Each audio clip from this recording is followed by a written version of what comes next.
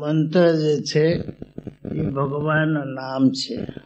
એના જ સંસ્કૃતમાં હો કે ગમે તે રીતે હોય એ નામ મંત્રથી સમજાય છે અને એ નામ ભગવાનના સ્મરણ માટે છે. કહે છે કે ભગવાનનું નામ અને ભગવાન એક જ છે. જ્યાં એમના નામ હોય છે ત્યાં એમના સાનિધ્ય હોય છે. નામ નામી અભેદ એવી રીતે કહે છે. જ્યાં નામ છે ત્યાં નામી, જેના નામ એ છે. એટલે મંત્ર ભગવાનના સ્મરણ માટે એક ઉપાય છે. મંત્રની આવૃત્તિ એટલે ભગવાનનું સ્મરણ. અને ખાસ કરીને જે મંત્ર હોય છે એ ફક્ત અમુક શબ્દ સમષ્ટિ એટલું નહીં, પરંતુ અમુક સાધકોની પરંપરા પ્રમાણે મંત્ર આવે છે. કોઈ સાધકે એ મંત્રનો અનુભવ કર્યો અને એ પ્રમાણે એ મંત્ર પછી બીજાને મળ્યો. એ પ્રમાણે મંત્ર ગુરુ શિષ્ય પરંપરા અનુસાર ચાલ્યા કરે છે. એટલે એને ખાસ કરીને એમાં એક મહત્વ બધે છે. પવિત્ર રૂપ એના ભગવાનના સ્મરણથી એ મંત્રનો ઉદ્ભવ થાય છે. ભગવાનને માણસો જે યાદ કરે ત્યારે મનમાં એની મૂર્તિનો પ્રકાશ થાય, એના શબ્દમાં એના રૂપ પ્રકાશ પામે, એટલે એ જ મંત્ર છે. અને જે મંત્ર એ રીતે પરંપરા અનુસાર ગુરુથી શિષ્ય, શિષ્યથી તેના શિષ્ય એ પ્રમાણે ચાલ્યા કરે એટલે એનું મહત્વ વધ્યા કરે. એટલે મંત્રો તો ખાસ કરીને ભગવાનના સ્મારક તરીકે સમજવું જોઈએ. અને એથી કરીને ગુરુ પાસે જે આધ્યાત્મિક શક્તિ હોય છે એના સંચાર શિષ્યમાં આવે છે, મંત્ર મારફત આવે છે. એ પ્રમાણે મંત્રનો મહત્વ છે. મંત્રો એના કેવી રીતે ઉપયોગ કરવો એ પણ સાથ આવે છે. શુદ્ધ મનથી શુદ્ધ રીતે મંત્રનો ઉચ્ચાર જોઈએ છે. એમાં ઉદ્દેશ શું છે કે ગુરુ પરંપરાના અનુસાર જે મંત્ર શક્તિ આવે છે એ શક્તિ પૂરેપૂરી પ્રકાશ પામે બીજાને અંદર. ગુરુથી શિષ્ય એ પ્રમાણે શક્તિના સંચાર થયા કરે છે. તો મંત્ર ત્યારે મંત્ર શુદ્ધિ કહે છે. મંત્ર ઉચ્ચાર કરતા કરતા એનું ચિંતન કરતા એને એમાં શુદ્ધિ વધ્યા કરે. ત્યારે મંત્રની શક્તિ જો હોય એ શક્તિ એટલે પ્રમાણે હોય કે એક મંત્ર ઉચ્ચારથી માણસોને ભગવાનનો અનુભવ થઈ જાય છે.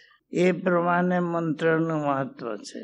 પરંતુ એ મંત્ર જ્યાં સુધી ભાવ ભક્તિ સાથે ન થાય ત્યાં સુધી એના જે અંદર જે શક્તિ ભરેલું હોય છે એ શક્તિનો પ્રકાશ ન પામે. એટલે મંત્રને પૂરેપૂરા મંત્રનો ઉપયોગ કરવા માટે આપણા જીવનની શુદ્ધિ જરૂરત છે. ભગવાનનું નામ છે કહું છું, અને ભગવાનના અનંત પ્રકાર રૂપ હોય છે. એટલે એમના અસંખ્ય નામ હોય છે. એ નામની અંદર અતૂટ શક્તિ હોય છે. એ પ્રમાણે કહે છે. એક શ્રી ગૌરાંગદેવના એક શ્લોક છે, એમાં કહે છે સંસ્કૃતમાં, નામ અકારી બહુધા નિજ સર્વશક્તિ તત્રાર્પિતા નિયમિત સ્મરણેન કાલ એતાદૃશી તવ કૃપા ભગવન મમાપી દુર્દૈવમ ઈદૃશમ ઇહા જનીનાનુરાગો. જાણે કે મનનો આક્ષેપ કરીને કહે છે ગૌરાંગદેવ જે હે ભગવાન, તું તો નામ અકારી બહુધા, આપણે બહુ નામ કરે છે અને નિજ સર્વશક્તિ તત્ર અર્પિતા, પોતાની બધી શક્તિ એક નામમાં ભરી રાખેલ છે.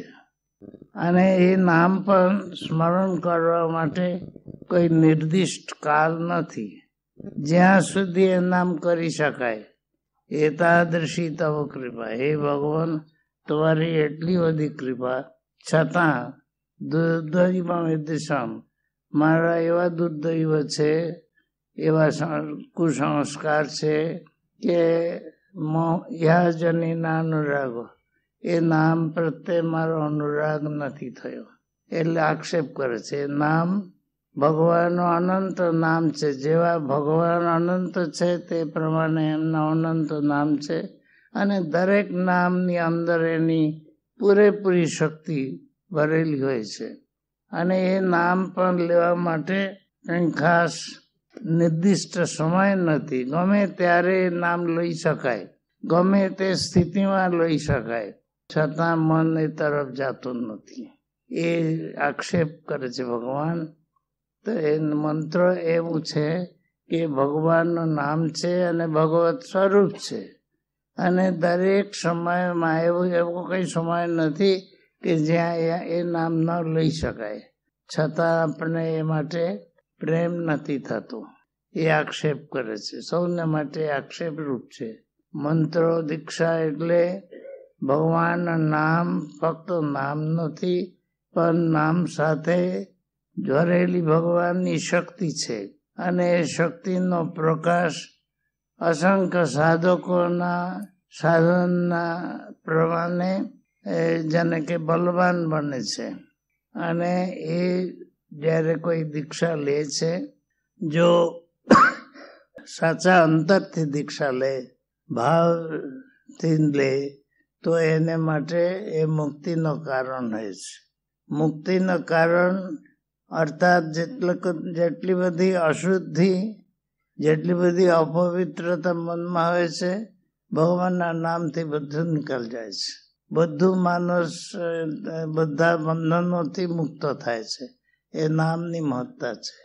અને એ નામ સૂક્ષ્મમાં સંક્ષેપમાં મંત્રમાં આવે છે. એટલે એ મંત્રની મહત્તા એ રીતે છે. પરંતુ મંત્રને જાગૃત કરવાનું હોય છે. મંત્ર જાણે કે સૂઈ ગયા આપણામાં, શબ્દો ઉચ્ચારીએ છીએ કે પરંતુ એને અંદર જે ભાવ છે, જે શક્તિ છે, તેનો પ્રકાશ નથી, તે તરફ આપણને ખ્યાલ ન હોય. એટલે નામ કર્યા કરે, છતાં એનો જે લાભ છે તે ન બને. રામકૃષ્ણ ભગવાન કહેતા, આટલા બધા જપ કરે છે, ભગવાનનું નામ એટલું લે છે, છતાં પોતાને કહે છે પાપી પાપી. અરે ભગવાનનું નામ એક વાર લેવાય તો જન્મ જન્મમાં જે કાંઈ પાપ ભેગા થયા હોય સાફ થઈ જાય, શુદ્ધ થઈ જાય. અને છતાં નામ લીધા કરે પણ એમાં વિશ્વાસ નથી, એટલે પોતાને પાપી સમજે છે. એ મંત્રનું નામનું મહાત્મ્ય છે. એ મહાત્મ્ય યાદ રાખીને નામ કરવાનું હોય છે. અને નામ સાથે સાથે જીવનને શુદ્ધ રીતે ગાળવું જોઈએ. જે શુદ્ધ ભાવ ન જીવે એને માટે મંત્રો ઉપયોગી ન થાય. જેટલી શુદ્ધિ પવિત્રતા જીવનમાં પકડી રાખે, તેટલે પ્રમાણે મંત્રના પ્રભાવ એની અંદર પ્રકાશ પામે. એટલે મંત્રને એ રીતે સમજવો જોઈએ.